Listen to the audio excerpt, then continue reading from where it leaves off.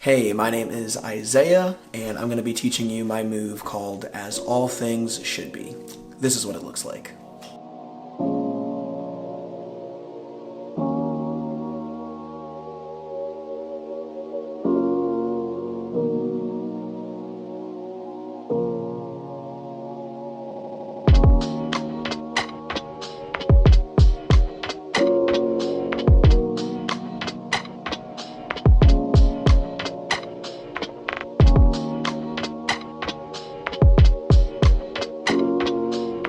So this is a really fun display move that I came up with. I call it As All Things Should Be because the actual display part reminds me a lot of the little dagger that Thanos had in Avengers Infinity War. He's saying it's balanced as all things should be. So this move is named after Thanos.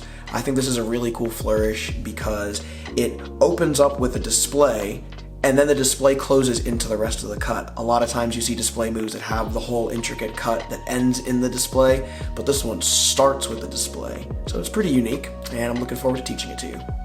Alright, so you're going to start off with the deck in your dominant hand in a straddle grip, but really just with your middle finger and your thumb on the bottom. Your dealer's grip hand is going to come over and split the deck in half. With this hand, it's only touching the index finger. From there, you're going to use your pointer finger here to pivot a card around your middle finger. Your thumb is going to come to meet the bottom of this card to kind of assist it in the pivot. So as it pivots around the middle finger, it's also rotating around the thumb. One thing you really want to make sure you do is keep your thumb, you want to start it kind of close to the edge, so that way when you do get the rotation out, it ends up in the middle and all the cards are nice and aligned. So from there, you're going to kind of do a quick little regrip up here just to move your middle finger on your dealer's grip hand to the top here. And then you're going to do two moves simultaneously. So the first thing you're going to do is use the hand on this top packet up here. Your middle finger and index finger are going to split this packet in two. Just like that. Split it in two. While your pointer finger on your dominant hand is just going to push a card over like so, just so it gets past the thumb at the bottom of the deck. So those two happen simultaneously, and now we're going to go into the extension. Both of these moves are going to happen simultaneously as well. So I'll show them to you each individually. Your pointer finger down here is going to just slide towards your thumb to push that card back. Now, this top part gets a little tricky, but you're basically just using gravity and these fingers to kind of let this packet slide.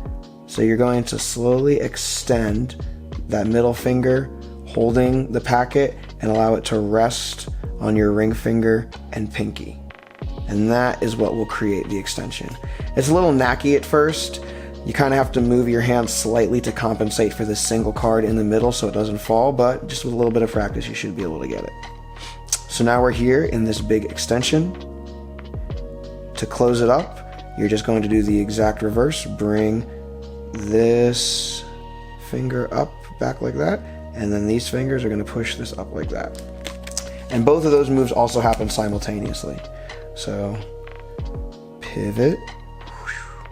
Quick little regrip up top, split and push simultaneously, and extension happens simultaneously.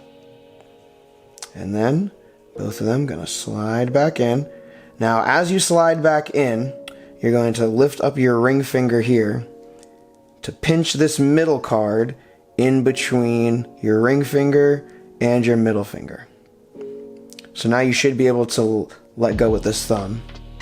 So you have kind of two cards held in a really weird grip here. After you do that, you're going to turn your wrist over like so and use this thumb. This packet just kind of ends up in a natural straddle grip. Use this thumb to push that pinched card into the deck and slide it onto that pivoted out card. Your thumb and your middle finger on this hand are going to pinch those two cards like so, while your pointer finger rotates that one around, and it's going to end up getting clipped by your ring finger and your pinky. So let me show you that really quick. Oops. A little extension. Oh, got a little sloppy. Sorry about that. Rotates around in between the middle finger and the thumb, and as it comes around, it's gonna end up getting pinched by these two fingers here.